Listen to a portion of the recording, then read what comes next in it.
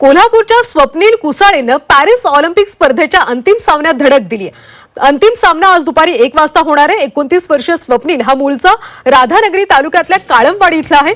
50 metre air rifle गेममध्ये स्वप्नीलकडून आज भारताला आणखी एका मेडलची अपेक्षा आहे।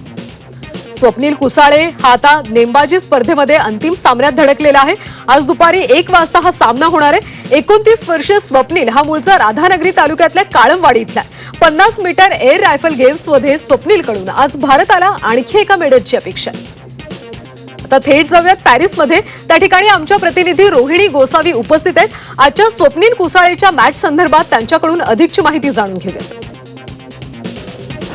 पॅरिस ऑलिम्पिकच्या 7व्या दिवशी आज भारताला पुन्हा एकदा एका मेडलची अपेक्षा आहे आणि ती अपेक्षा आहे आपल्या मराठमोळ्या स्वप्नील कुसाळे या एअर रायफल शूटरकडून।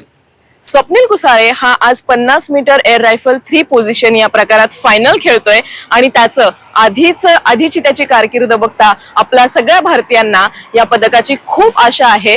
त्याने आतापर्यंत त्याची कारकीर्द गाजवलेली आहे। भारतासाठी अनेक सुवर्ण पदकं त्याने मिळवलेली आहेत। राष्ट्रीय स्पर्धा असतील, आंतरराष्ट्रीय स्पर्धा असतील, या सगळ्यांमध्ये त्याने खूप चांगली कामगिरी केली आहे आणि हे त्याचं पॅरिस ऑलिम्पिक हे त्याचं पहिलंच ऑलिम्पिक आहे आणि पहिल्याच ऑलिम्पिक मध्ये तो फायनलला पोहोचलेला आहे। त्यामुळे त्याच्याकडून नक्कीच आपण चमत्काराची अपेक्षा करू शकतो।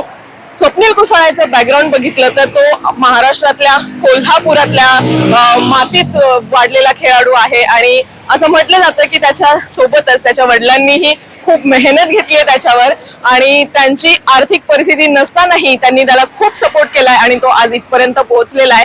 त्यामुळे आतापर्यंत महाराष्ट्राला या स्पर्धेत एकही मेडल मिळालेलं नाहीये। त्यामुळे आज या स्पर्धेत महाराष्ट्राला एक मेडल मिळण्याची सगळ्या महाराष्ट्रीयांना अपेक्षा आहे।